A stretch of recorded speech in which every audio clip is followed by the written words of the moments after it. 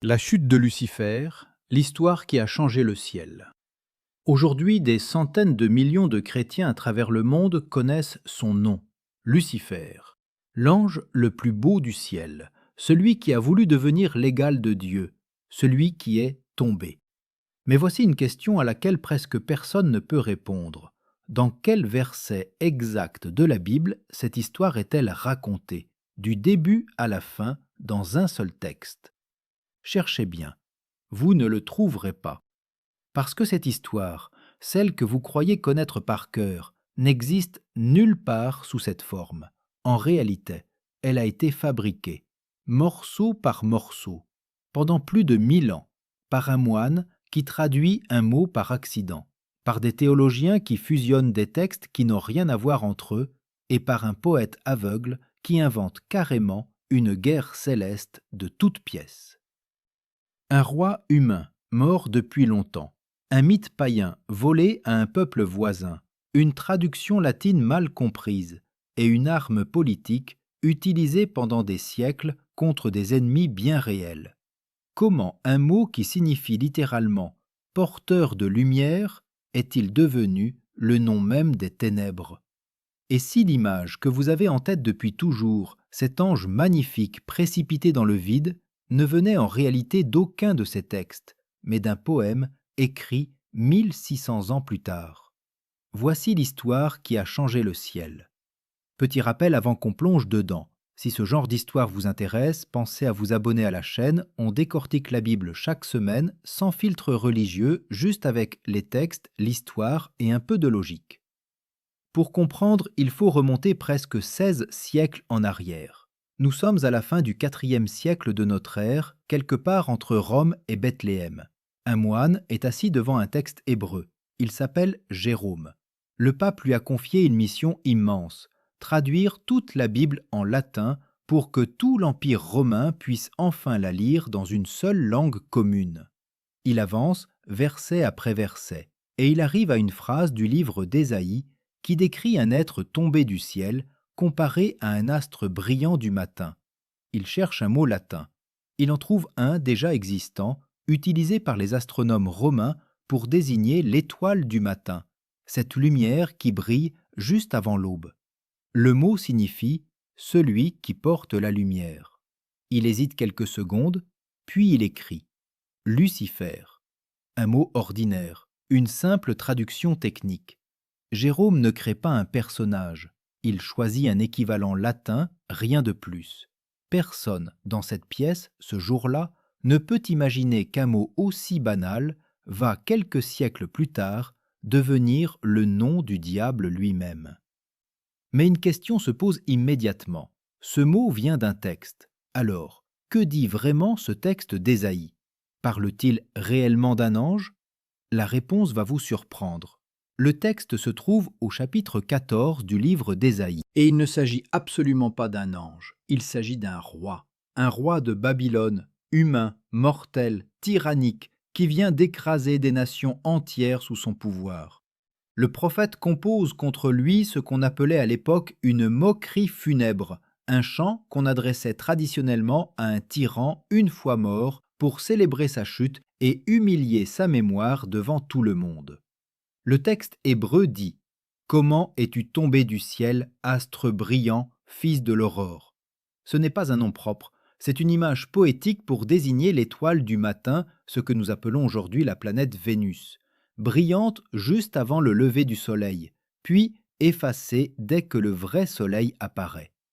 Le message est simple et brutal. Ce roi s'est cru aussi éclatant que l'étoile du matin, indestructible, et il s'est effondré, exactement comme cette étoile disparaît chaque matin devant le soleil.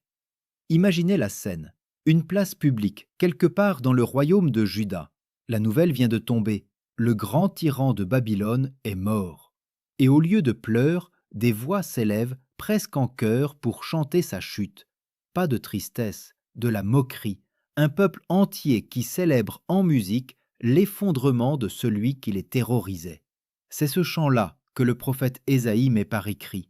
Un roi, pas un ange. Donc, Lucifer n'existe pas. C'est une mauvaise traduction, appliqué à un poème politique contre un tyran mort depuis longtemps, affaire classée. Pourtant, si ce n'était vraiment qu'un roi humain, une chose ne colle pas, parce que à peu près à la même époque, un deuxième prophète nommé Ézéchiel écrit un texte presque identique. Même vocabulaire, même structure, mais adressé à un autre homme. Cette fois, la cible est le roi de Tyr, une cité commerçante riche et arrogante sur la côte méditerranéenne. Et le texte dit de lui des choses extraordinaires, qu'il était en Éden, le jardin de Dieu, qu'il était un chérubin protecteur, parfait depuis le jour de sa création, couvert de pierres précieuses, jusqu'à ce que l'iniquité soit trouvée en lui. Alors il est précipité, chassé, réduit en cendres devant les nations qui l'admiraient. Encore un roi humain, d'accord, mais pourquoi deux prophètes différents, dans deux villes différentes, utilisent-ils presque le même langage céleste pour décrire deux hommes ordinaires?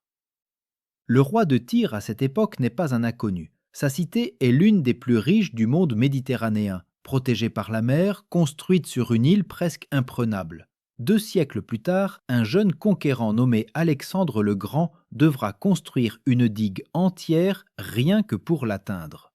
Tyr incarne, mieux que presque n'importe quelle autre ville de l'époque, l'orgueil d'une puissance qui se croit invulnérable. Question: pourquoi Tyr? Réponse: parce que c'est la cible parfaite pour une leçon sur l'orgueil puni.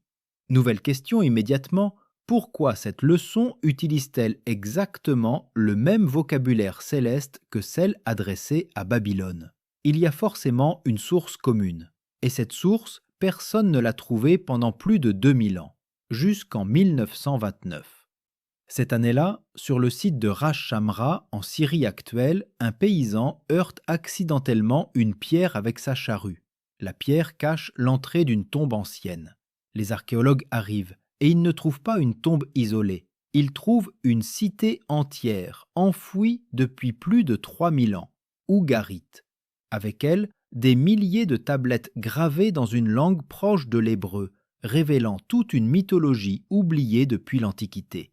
Et dans ces tablettes, une figure divine apparaît, un dieu mineur nommé Attar, parfois désigné comme l'astre brillant.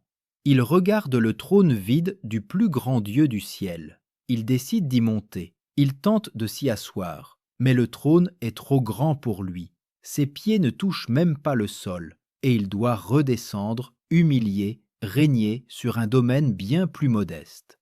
Silence. Cette histoire existait donc déjà, des siècles avant Ésaïe, des siècles avant Ézéchiel. Ce n'était pas un secret réservé aux spécialistes, c'était une légende que tout le monde dans cette région du monde connaissait par cœur.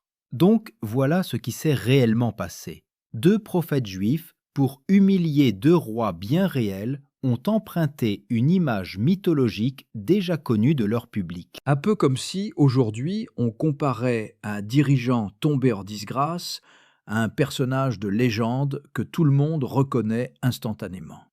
Alors cette fois, l'affaire semble vraiment classée. Ce n'est ni un ange, ni même un vrai dieu. C'est une simple figure de style, empruntée à une mythologie voisine, utilisée 2 fois pour se moquer de 2 tyrans humains. Pourtant, une question demeure. Si ce n'est qu'une figure de style politique, comment cette image a-t-elle fini par devenir, dans notre imaginaire collectif, un vrai personnage, avec un vrai nom, une vraie biographie, une vraie guerre céleste? Quelqu'un, quelque part, a transformé une métaphore en personnage. Pour comprendre comment, il faut suivre un 3e fil. Et ce fil ne commence même pas avec Ésaïe. Il commence avec un mot encore plus ancien, le mot Satan. Dans les plus vieux textes bibliques qui l'utilisent, comme le livre de Job, ce mot n'est jamais un prénom, c'est un titre, une fonction. Il signifie l'adversaire ou l'accusateur. Il désigne un poste précis dans une sorte de tribunal céleste, celui qui teste la loyauté des humains, un peu comme un procureur teste la solidité d'un accusé. Imaginez une salle d'audience, pas un champ de bataille. Des membres de la cour céleste se présentent devant Dieu un par un pour faire leur rapport. Parmi eux, un fonctionnaire dont le titre est l'accusateur. Il observe. Il pose une question difficile sur la loyauté d'un homme nommé Job. Il obtient l'autorisation de le mettre à l'épreuve. Puis il repart, sans procès, sans sentence. Il a fait son travail, rien de plus. Une fonction, pas encore un personnage. Mais les fonctions avec le temps deviennent des personnages, et ce processus va s'accélérer brutalement dans les siècles qui suivent.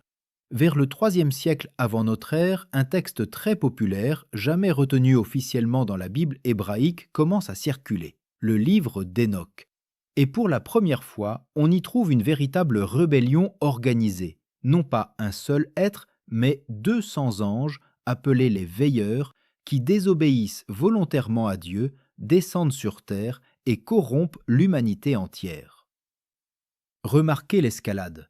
Un roi seul chez Ésaïe, un roi seul chez Ézéchiel, et maintenant 200 êtres célestes organisés en pleine rébellion collective. L'enjeu change d'échelle. Ce n'est toujours pas Lucifer, mais c'est la première fois que l'idée d'une révolte céleste collective prend une forme narrative complète. 2 siècles plus tard, en 1947, des bergers bédouins tombent par hasard sur des grottes près de la mer Morte. À l'intérieur, des centaines de manuscrits cachés là depuis 2000 ans par une communauté juive retirée du monde à Qumran. Et dans ces manuscrits apparaît un nouveau nom, Bélial, un chef des forces du mal à la tête d'une armée de ténèbres opposée au Fils de lumière. Ce n'est plus une simple rébellion, c'est une guerre organisée, avec 2 camps, 2 généraux et l'univers entier comme champ de bataille. Étoile déchue chez Ésaïe, chérubin chassé chez Ézéchiel, 200 anges rebelles chez Hénoch, armée entière des ténèbres à Qumran. 4 traditions séparées, 4 noms différents, et pourtant, dans l'esprit des lecteurs de l'époque, ces figures commencent doucement à se confondre en une seule. Puis, à la toute fin du 1er siècle de notre ère, un texte va donner à cette confusion sa scène la plus spectaculaire et son enjeu le plus vertigineux. L'Apocalypse de Jean, chapitre 12.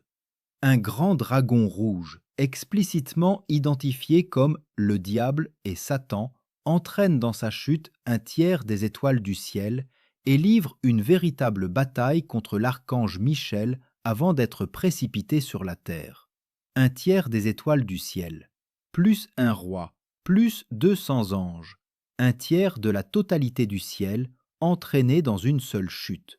Enfin, une vraie guerre, un vrai combat, une vraie chute d'un être céleste nommé Satan à une échelle cosmique. Mais voici le détail que presque personne ne remarque. Ce texte ne cite ni Ésaïe ni Ézéchiel. Aucune étoile du matin, aucun jardin d'Éden. C'est un récit totalement séparé, avec sa propre origine, écrit par un auteur différent, dans un contexte différent, des siècles plus tard. 4 pièces de puzzle, aucune ne s'emboîte naturellement avec les autres. Alors qui les a assemblées de force?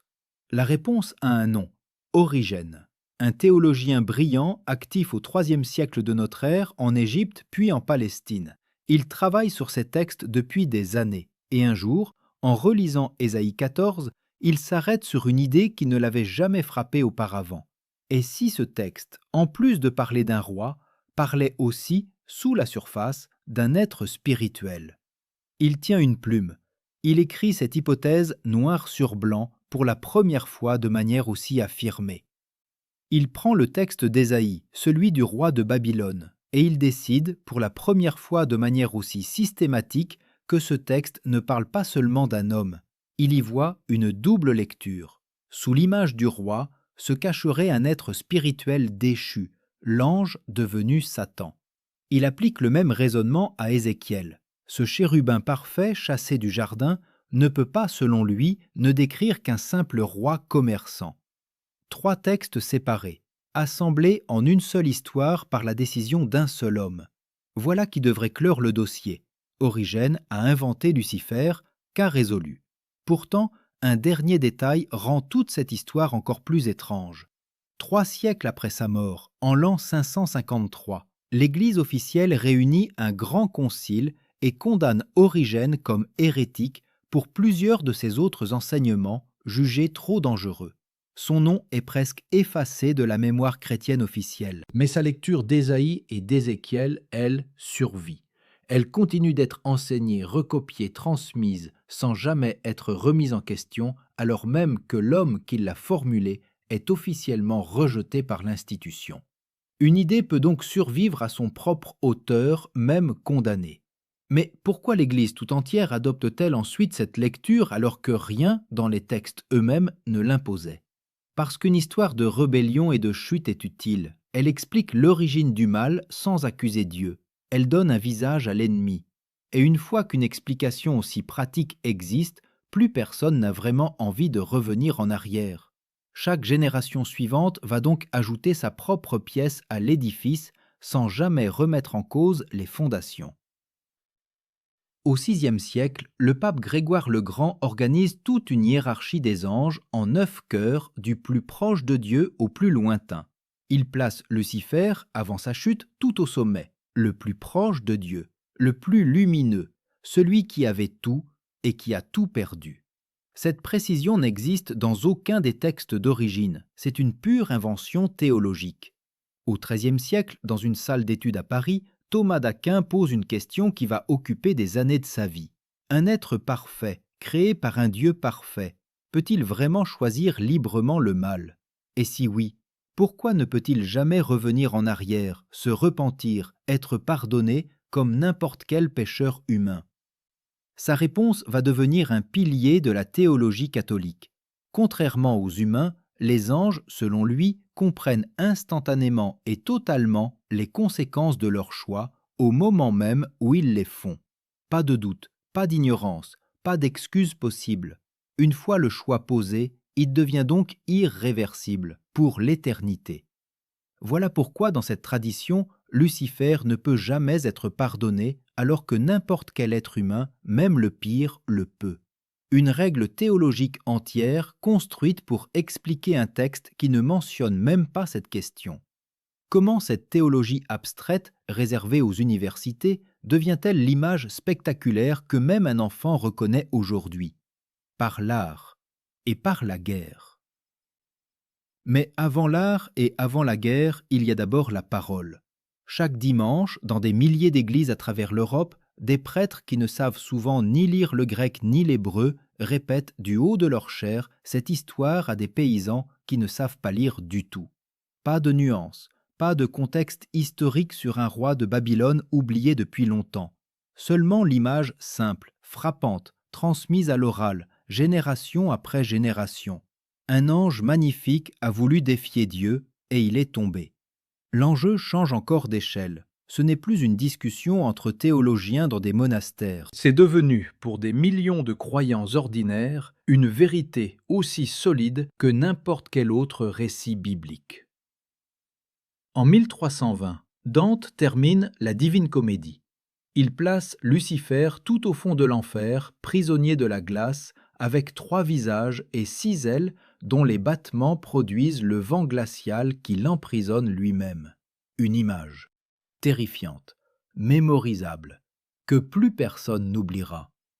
Puis, au XVIe siècle, en pleine réforme protestante, cette figure devient une arme. Dans les ateliers d'imprimerie, tout juste devenus capables de produire des centaines de copies en quelques jours, des pamphlets circulent de ville en ville. Sur certains d'entre eux, une gravure, un pape avec des traits de démon, ou un réformateur représenté en suppôt de Satan. L'image de Lucifer, sortie des textes anciens, imprimée, distribuée, collée sur les murs, devient un outil de propagande de masse. Des pamphlets protestants comparent ouvertement le pape à Lucifer, un chef qui se croit l'égal de Dieu sur terre. Des textes catholiques accusent en retour les grandes figures de la Réforme d'être les instruments de cet orgueil satanique. Exactement le même mécanisme qu'Ésaïe utilisait contre un roi de Babylone 2000 ans plus tôt. On prend un ennemi puissant, on le compare au symbole ultime de la chute méritée. Et c'est dans ce climat de tension religieuse que la touche finale va être posée, pas par un théologien, par un poète anglais aveugle nommé John Milton. Il a perdu la vue des années plus tôt, il ne peut plus écrire lui-même. Chaque jour, il dicte phrase après phrase à sa fille ou à un assistant assis près de lui qui note tout ce qu'il invente à voix haute. Aucun texte devant les yeux, seulement des années de lecture accumulées dans sa mémoire et une imagination sans limite. En 1667, il publie Le Paradis perdu. Il invente une guerre céleste de plusieurs jours, avec des armées d'anges qui s'affrontent au canon et à l'épée. Il donne à Lucifer une voix, des discours, une fierté presque compréhensible. Il imagine sa chute comme une plongée vertigineuse de 9 jours à travers le chaos. Aucun de ces détails ne vient de la Bible. La durée du combat, les armées organisées, les discours avant la bataille, tout cela sort de l'imagination d'un seul homme au XVIIe siècle, à des milliers de kilomètres et à plus de 2000 ans du roi de Babylone qui avait, sans le savoir, déclenché toute cette chaîne. Pensez-y un instant. La scène que la plupart des gens imaginent quand ils entendent la chute de Lucifer, des légions d'anges armés qui s'affrontent dans le ciel au son du tonnerre, ne sort d'aucun manuscrit hébreu, d'aucun concile, d'aucun pape. Elle sort de la voix d'un homme aveugle, dictant dans une pièce silencieuse, en s'appuyant uniquement sur sa mémoire et son imagination. Et pourtant, c'est cette version que le monde entier retient. Aujourd'hui encore, dans les séries télévisées, la musique, les jeux vidéo, l'image reste intacte. Un ange magnifique, une guerre céleste, une chute vertigineuse. Une série entière porte même simplement son nom, Lucifer, et reprend presque scène pour scène l'image inventée par Milton, sans jamais citer le roi de Babylone qui a tout déclenché. Presque personne ne remonte jusqu'au roi de Babylone du chapitre 14. Tout le monde connaît Milton sans le savoir. Alors, pour répondre enfin à la question du départ, dans quel verset se trouve l'histoire complète de Lucifer? Nulle part, et partout à la fois. Reprenons en une phrase chacune tout ce chemin. Un roi de Babylone humilié par un chant funèbre. Un mot latin choisi presque par hasard par un moine. Une image mythologique empruntée à un peuple voisin des siècles avant même que ce chant soit écrit. Une fonction judiciaire céleste devenue, avec le temps, un personnage à part entière. 4 traditions distinctes fusionnées par un théologien plus tard, condamné comme hérétique. Une hiérarchie céleste inventée par un pape. Une règle sur l'impossibilité du pardon construite par un philosophe. Une image gravée dans la glace par un poète italien. Une arme de propagande imprimée en pleine guerre religieuse. Et enfin, une guerre céleste entière inventée de toutes pièces par un poète aveugle qui dictait ses vers à sa fille. Aucune de ces personnes, prises séparément, n'a inventé Lucifer. Chacune n'a fait qu'ajouter sa pièce, souvent sans même connaître le travail de celle qui l'avait précédée. Et pourtant, ensemble, sur presque 2000 ans, elles ont construit l'un des personnages les plus reconnaissables de toute l'histoire humaine. Parce que ce nom, qui signifiait à l'origine « porteur de lumière », n'a jamais désigné, dans le texte hébreu original, un ange déchu. Il désignait un roi orgueilleux, comparé à une étoile mythologique déjà empruntée à un peuple voisin. Ce n'est qu'à force de traduction, de fusion théologique, de peinture, de guerre religieuse et d'un poème du XVIIe siècle que cette métaphore politique est devenue l'un des personnages les plus célèbres de l'histoire humaine. Le porteur de lumière est devenu, siècle après siècle, le symbole même de l'obscurité, exactement comme le texte original le disait déjà, sans le savoir, à propos d'un homme trop fier de son propre éclat. Ce qui brille le plus fort n'est jamais à l'abri de s'effondrer.